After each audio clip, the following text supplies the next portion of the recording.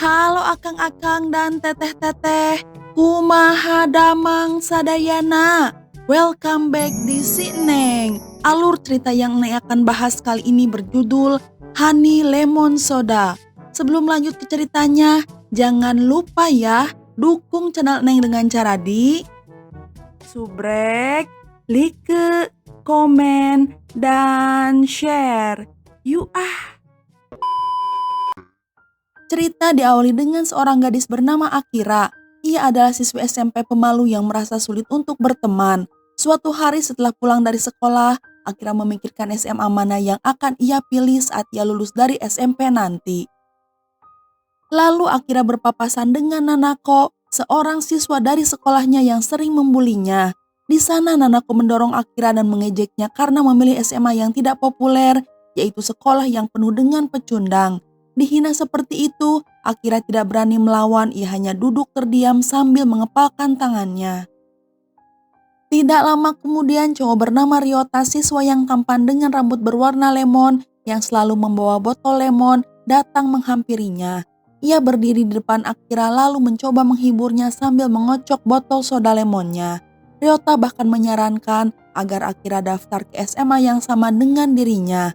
Mendengar hal itu, Akira berharap bahwa ia akan bisa hidup normal di SMA tanpa harus takut dari bulian. Akira pun akhirnya diterima di SMA yang sama dengan Ryota. Sambil mengayuh sepedanya ke sekolah, Akira menyambut hari pertamanya dengan senyuman. Ia percaya bahwa kehidupan di sekolah barunya akan baik-baik saja. Sementara itu Ryota menjadi pusat perhatian di kalangan para siswi SMA, namun popularitasnya membuat siswa lain cemburu dan mengejeknya. Tetapi Ryota membalas ejekan mereka dengan memercikan soda lemon pada para pembuli. Sayangnya Akira yang kebetulan lewat tidak sengaja tersiram soda lemon sehingga seragam Akira basah. Sementara itu Ryota tampak terkejut melihat Akira berada di SMA yang sama.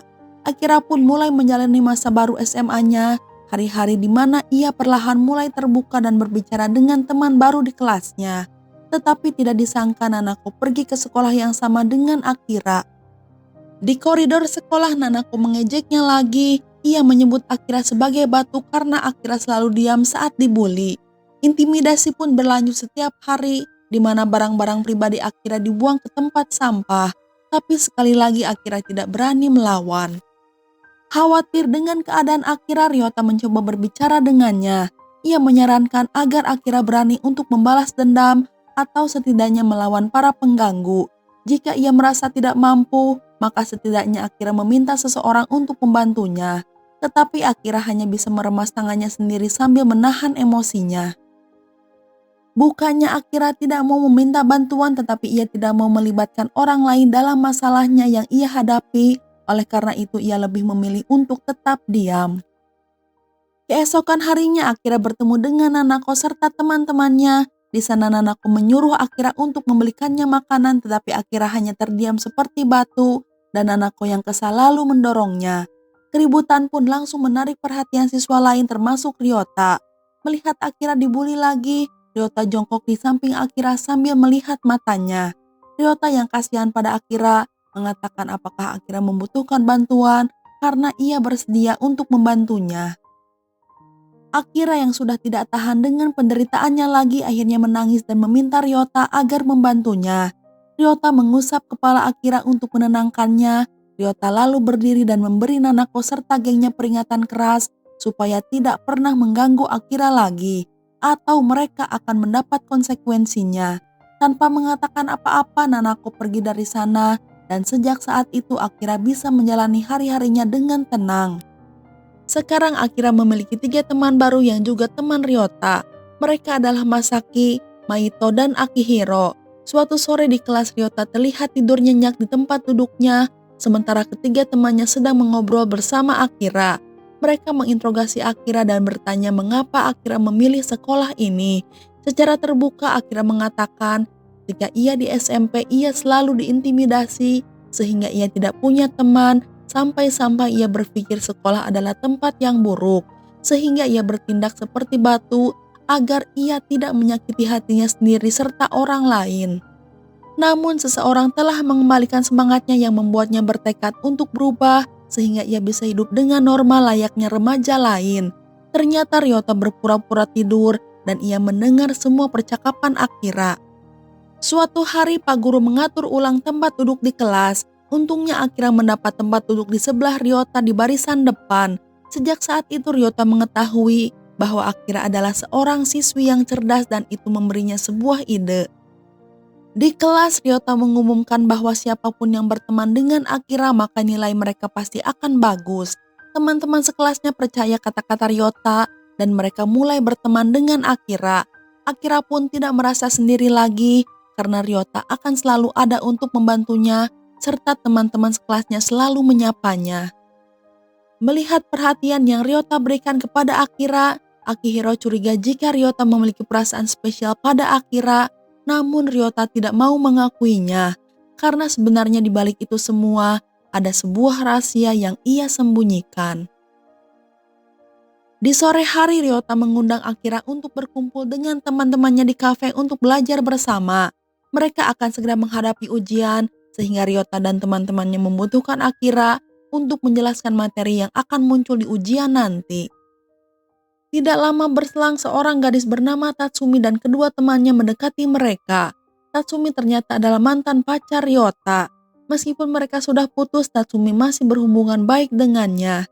Tapi tiba-tiba teman Tatsumi mengejek Akira yang menurutnya tidak layak untuk duduk di sebelah Ryota. Hal itu pun membuat Tatsumi marah. Ia segera meraih gelas dan menyiram temannya. Kemudian Tatsumi meminta maaf kepada Akira atas kata-kata yang dilontarkan oleh temannya. Namun keesokan harinya di sekolah Tatsumi didatangi oleh teman-temannya. Mereka meminta Tatsumi meminta maaf kepadanya. Merasa tidak bersalah, Tatsumi menolak untuk melakukannya. Penolakan Tatsumi tentunya membuat mereka marah sampai-sampai salah satu dari mereka hendak menampar Tatsumi.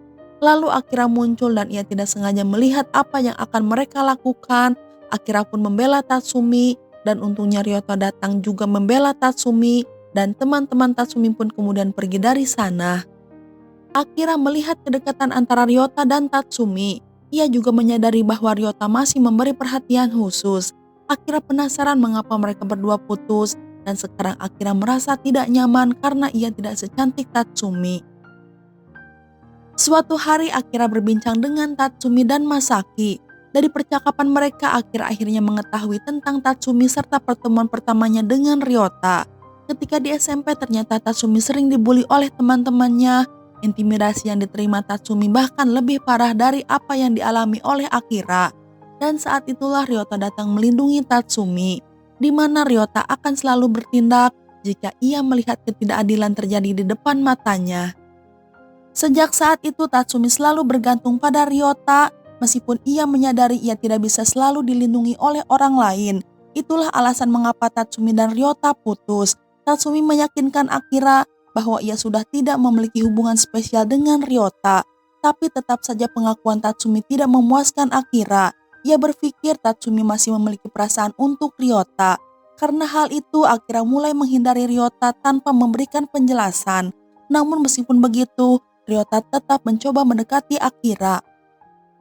Sampai suatu hari ketika mereka bertemu di sebuah festival, Ryota meminta penjelasan mengapa sikap Akira terhadapnya berubah, tapi Akira diam saja seperti batu. Ryota tidak menyerah, ia memegang tangan Akira sambil menatap matanya. Ryota mengatakan meskipun Akira bertindak seperti batu, di matanya Akira seperti permata. Kata-kata Ryota membuat Akira menangis. Ryota lalu menghibur Akira agar berhenti menangis dan Akira pun akhirnya menyadari cinta tulusnya pada Ryota. Beberapa hari telah berlalu, Akira masih tidak tahu jika Ryota memiliki dua kehidupan yang berbeda. Ternyata Ryota bekerja paruh waktu sebagai bartender di sebuah bar di malam hari. Ryota tinggal sendirian sehingga ia harus bekerja untuk mencari nafkah dan kesibukannya membuat tubuhnya lelah sampai-sampai jatuh sakit. Akibatnya ia absen sekolah selama berhari-hari. Akira benar-benar khawatir. Ia lalu berinisiatif untuk mengunjungi Ryota sepulang sekolah.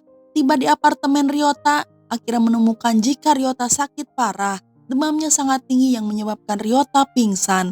Akira segera merawatnya dan memasak bubur agar Ryota mau makan.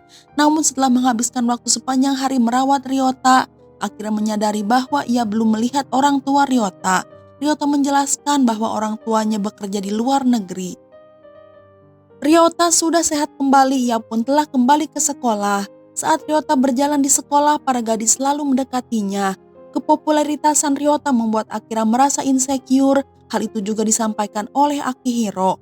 Ia mengatakan bahwa kepopuleritasannya akan menjadi bumerang yang bisa menghancurkan hubungannya dengan Akira. Karena itu Ryota menulis buku catatan tentang perasaannya bahwa ia akan selalu membutuhkan Akira dan akan mencarinya kemanapun Akira pergi. Tapi hal itu tetap tidak cukup untuk meyakinkan Akira yang masih tidak percaya diri untuk bersama Ryota. Masaki menyarankan pada Akira agar mengungkapkan perasaannya kepada Ryota. Akira akhirnya menyatakan cintanya pada Ryota dan Ryota merespon dengan sebuah ciuman. Sejak itu mereka secara terbuka menunjukkan hubungan dekat mereka di depan teman-teman sekolah. Beberapa dari teman mereka menganggap mereka tidak cocok karena Akira tidak layak bersama Ryota. Meskipun begitu Ryota membela Akira. Ia mengatakan di depan semua siswa bahwa mereka sudah resmi pacaran. Hari pun berlalu, hubungan Akira dan Ryota menjadi lebih dekat. Mereka selalu menghabiskan waktu bersama serta belajar bersama dan pergi ke tempat favorit mereka. Namun hubungan mereka sempat goyah ketika Akira menulis pertanyaan di buku diarinya tentang keluarga Ryota. Ekspresi Ryota mendadak berubah. Ryota seolah menghindari pertanyaan, ia enggan membicarakan tentang keluarganya dengan siapapun meski orang itu adalah kekasihnya. Hal itu membuat hubungan mereka sedikit renggang. Ryota pun berubah menjadi pendiam dan menolak untuk bergaul dengan teman-temannya. Perubahan sikap Ryota membuat Akihiro khawatir. Akhirnya Akihiro memutuskan untuk berbicara dengan Akira. Ia memberitahu tentang pekerjaan paruh waktu Ryota. Akira lalu bergegas ke bar tempat Ryota bekerja. Melihat Akira berdiri di pintu masuk, Ryota segera menarik Akira agar keluar dari tempat itu. Akira lalu meminta penjelasan mengapa Ryota merahasiakan tentang pekerjaannya karena menjadi seorang bartender bukanlah hal yang buruk. Tapi Ryota memiliki pandangan yang berbeda. Ia berpikir bahwa bar memiliki kehidupan malam dan dunia itu tidak cocok untuk Akira. Akira masih tidak menerima dengan alasan Ryota. Baginya ia berhak tahu apapun yang Ryota kerjakan. Namun Ryota merasa tidak nyaman dengan sikap Akira yang menurutnya terlalu ikut campur dalam kehidupannya. Tanpa menjelaskan apapun, Ryota meninggalkan Akira begitu saja. Akira dan teman-temannya merayakan perayaan malam Natal. Sementara Ryota tidak hadir karena sibuk bekerja. Namun ketika ia melihat foto Akira di sosial media yang menunjukkan hari-hari bahagia mereka bersama, hati Ryota pun berdegup kencang. Pada akhirnya Ryota menyadari bahwa kehadiran Akira begitu berarti dalam hidupnya. Ryota kemudian berlari meninggalkan bar untuk mencari Akira. Sayangnya ketika ia tiba di perayaan malam Natal, Ryota hanya menemukan teman-temannya saja. Karena Akira telah meninggalkan tempat itu. Di depan teman-temannya, Ryota meminta maaf atas perilakunya yang telah merahasiakan kehidupan pribadinya. Teman-temannya pun mengerti akan kondisi Ryota. Kemudian mereka memberitahu Ryota bahwa Akira saat ini pergi ke tempat di mana Ryota bertemu dengan Akira untuk pertama kalinya. Dengan meminjam sepeda Maito, Ryota bergegas mengejar Akira. Mereka berdua pun bertemu. Ryota mendatangi Akira, ia lalu menulis jawaban atas pertanyaan Akira di buku diarinya tempo hari. Sambil menahan air mata, Ryota berbagi cerita bahwa ibunya meninggal ketika ia berusia 3 tahun, sementara ayahnya menghilang saat ia SMP. Sejak itu Ryota hidup sendiri dan ia merahasiakannya karena ia takut jika orang yang ia cintai akan meninggalkannya lagi. Setelah mengetahui semuanya, Akira berjanji bahwa ia akan selalu berada di sisi Ryota apapun yang terjadi. Dan film pun udahan. Nah, itu dia alur cerita film kali ini. Semoga bisa menghibur Akang dan Teteh semua. Neng undur diri dulu ya. Neng ucapkan terima kasih dan hatur nuhun. You keboy.